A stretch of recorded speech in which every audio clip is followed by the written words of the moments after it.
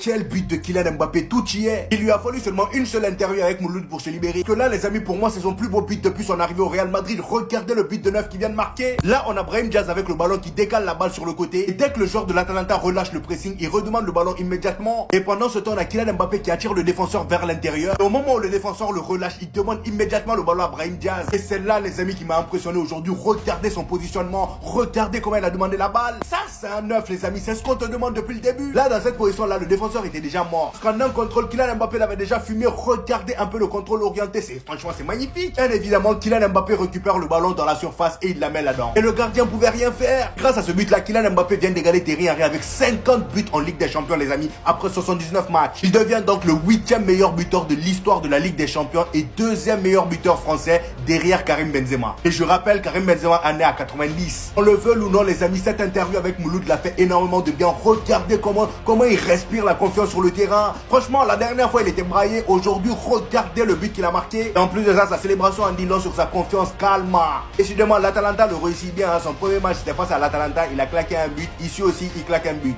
C'est officiel, j'ai tout compris. Kylian Mbappé est maudit. Je pense que tant que le marabout de Pogba n'aura pas conjuré le sort, il va toujours se passer des dingueries.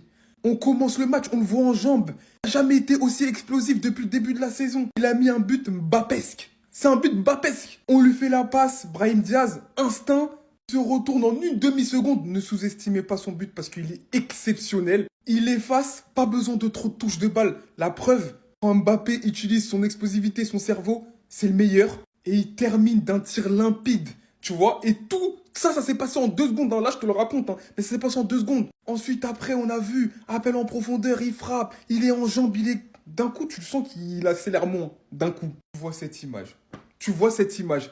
Mais les gars, s'il n'est pas maudit, il est quoi? S'il n'est pas maudit, il est quoi? Là, tout le monde se disait, ouais, c'est bon, c'est le retour de Mbappé, c'est fini. Mbappé, Vini, ça s'entendait bien. Il y avait des bonnes connexions.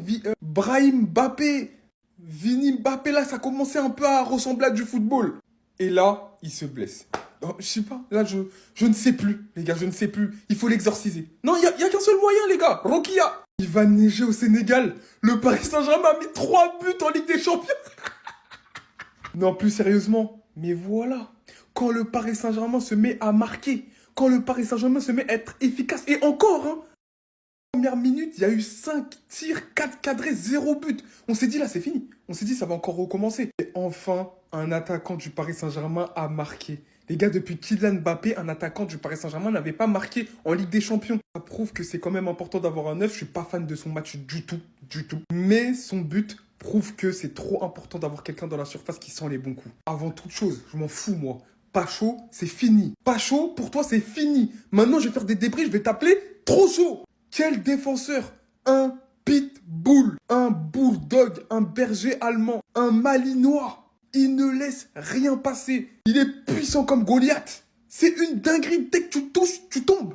C'est ça sa devise. Tu me touches, tu tombes. Non, vraiment pas de chaud, c'est lui. Pour moi, les gars, je pense que le Paris Saint-Germain a les meilleurs latéraux du monde. Nuno Mendes de l'autre côté, il a marqué. Mais au-delà de ça, encore une fois, c'est un match plein pour lui. Et Hakimi, qui est sans doute le meilleur joueur du Paris Saint-Germain depuis le début de la saison. Irréprochable. Et on finit par le joyau. On a dit, il faut lui laisser du temps. Il est bien nommé, lui. C'est pas comme Pacho. Il s'appelle Doué parce qu'il est doué. Il est rentré, un but, une passe D. Il enchaîne les bonnes choses. Il faut l'encourager. Sinon, victoire logique, prestation solide du Paris Saint-Germain, rien d'autre à ajouter. C'est une blague. Non, dites-moi s'il vous plaît que c'est une blague. Je rêve là, c'est pas possible. Regardez juste ce qui est écrit. Vinicius Junior est blessé pendant 3 semaines. 3 semaines. Il va manquer toute la fin d'année. Le pire, vous savez c'est quoi? C'est qu'il va manquer le match face à Liverpool dans 2 jours. Je veux juste vous poser une question. Offensivement, on va faire comment sans lui? Mais vous avez vu la performance hier de Mbappé? Il a quasiment rien fait, il s'est procuré que des occasions. C'était Vinicius Junior, le maître du jeu offensivement. Il donnait des caviars à tout le monde, que ce soit Arda Güler, Mbappé, Bellingham, etc. Il driblait, il combinait, il faisait des passes et il menait le jeu. C'est notre joueur le plus dangereux et c'est lui qu'on perd. Déjà qu'offensivement, on galère, on n'est pas bon, mais alors sans lui, comment on va faire? Au moins, on pourra dire que c'est le moment pour Mbappé de briller, c'est tout. Dites-vous, il va manquer les matchs face à Liverpool, Retafe, Bilbao, Girona, Atalanta, Rayo. Et le pire, il y en a 2 en Ligue des Champions. Et les 2 faut que tu les gagnes si tu veux être dans le top 8. Et vous savez en plus, c'est quoi la blessure de Vinicius? C'est la même que l'année dernière. Au biceps fémoral gauche. J'ai plus les mots, on a des blessures de partout. Partout. On est complètement décimé juste avant Liverpool. C'est carré. Notre arme la plus dangereuse offensivement, qui pouvait faire perturber Liverpool et sa défense, on l'a pas. Maintenant, on verra comment on va gagner à Anfield. C'est quasiment impossible. Offensivement et défensivement, on n'a plus personne.